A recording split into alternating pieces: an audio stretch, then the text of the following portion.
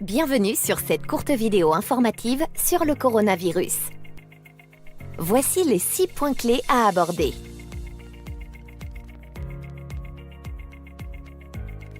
Qu'est-ce que le coronavirus?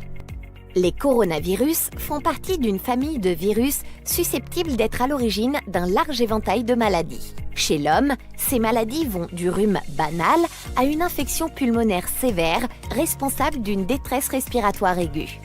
Début janvier 2020, la découverte d'un nouveau coronavirus, Covid-19, en lien avec des cas groupés de pneumopathie, a été annoncée par les autorités sanitaires chinoises et l'OMS. Les premiers cas ont été détectés dans la ville de Wuhan, en Chine. Vous pouvez vous informer sur les zones à risque en vous rendant sur le site diplomatie.gouv.fr. Quels sont les modes de transmission?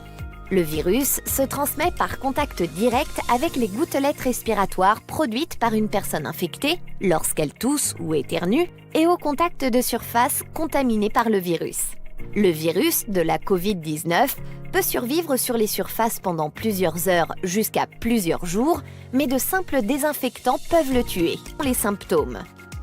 Les symptômes peuvent inclure de la fièvre, de la toux et un essoufflement. Dans les cas les plus graves, l'infection peut provoquer une pneumonie ou des difficultés respiratoires. Plus rarement, la maladie peut être mortelle. Comment se protéger du coronavirus Covid-19? Le port d'un masque médical est conseillé si vous présentez des symptômes respiratoires, toux ou éternuement, afin de protéger les personnes qui vous entourent. En l'absence de symptômes, il n'est pas nécessaire de porter un masque.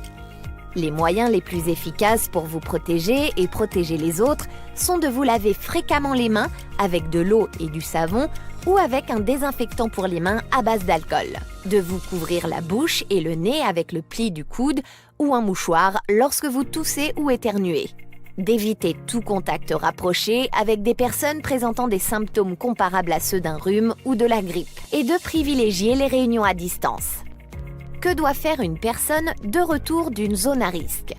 Vous vous êtes rendu dans une région dans laquelle des cas de Covid-19 ont été signalés ou vous avez eu des contacts rapprochés avec une personne qui a voyagé dans l'une de ces régions et qui présente des symptômes respiratoires.